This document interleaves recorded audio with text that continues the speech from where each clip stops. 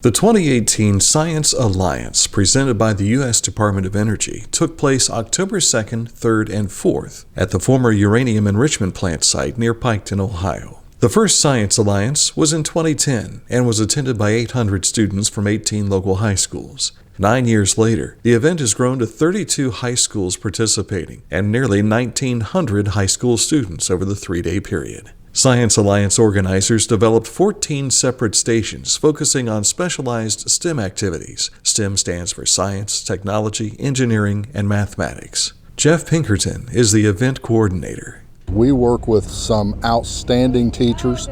Of course, the schools are incredible. I hope that they know, and I think that they know, and based upon the numbers that we see, that we listen to them. And so we reach out to them after the conclusion of each year's event and ask them, what could we do better?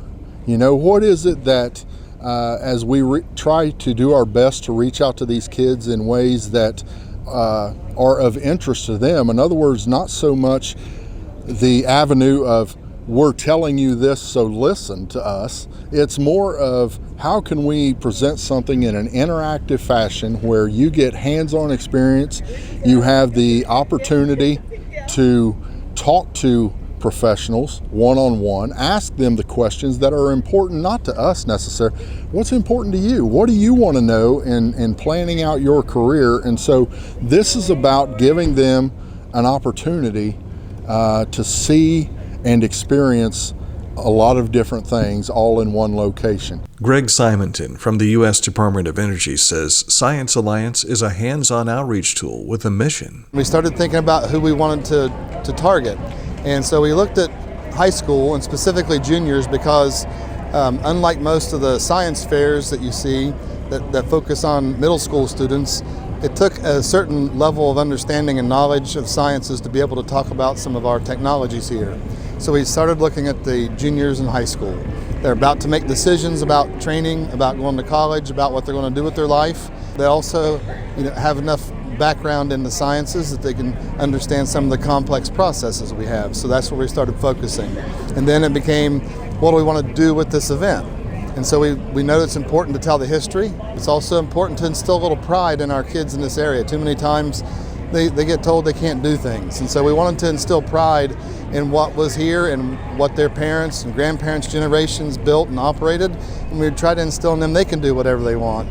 And so then, third of all, we wanted to tell the story from the technical perspective about what we're doing and just show them what STEM careers are available, even locally, and also then bring them the experience of university so they can start putting all the pieces together as they start making decisions for the rest of their life. Whatever we can do to help these students, we feel it is the essential element of this event, and each year it continues to grow. And certainly the schools, but from an internal standpoint, our volunteers just pull together at this site to really make this thing happen. This year we averaged 64 or 65 volunteers for each day.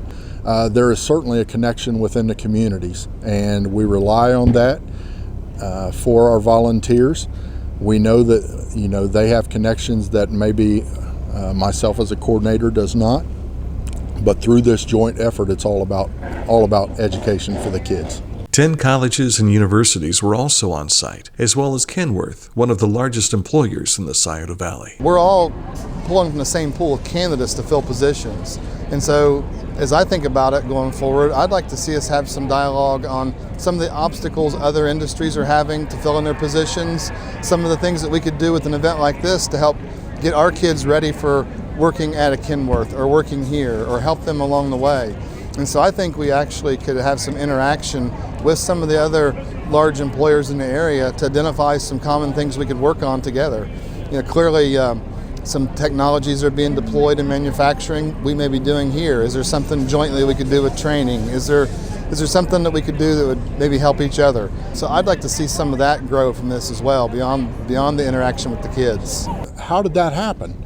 Because it's not really a school-related event to them. It's, man, I gained some knowledge and had fun doing it.